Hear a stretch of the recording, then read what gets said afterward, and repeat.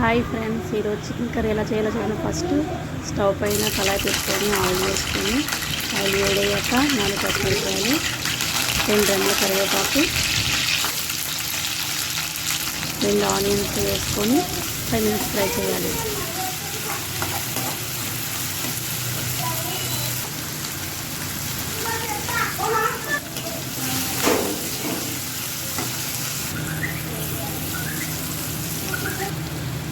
అయిన తర్వాత అల్లం వెల్లుల్లి టమాటా పేస్ట్ వేసుకొని 5 మినిట్స్ ఫ్రై చేయాలి. మళ్ళీ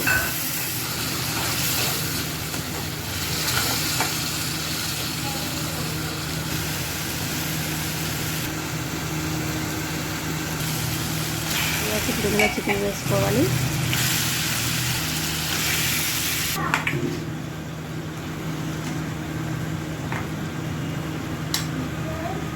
చికెన్ వేసి కలుపుకొని 5 మినిట్స్ ఉడకనివ్వాలి.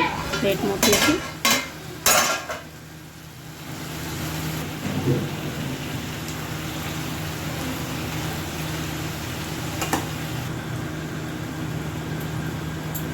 ఇందులో మసాలా దినుసులు అన్నీ వేసుకోవాలి. పౌడరు, జీరా పౌడరు, ధనియాల పౌడర్, మసాలా పౌడర్, సాల్ట్, పసుపు యాడ్ చేసుకొని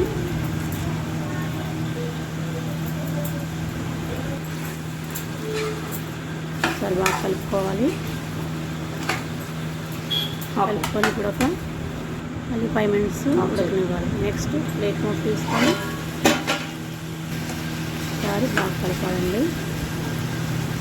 ఇప్పుడు ఇందులో కొద్దిగా వాటర్ వేసుకొని 5 మినిట్స్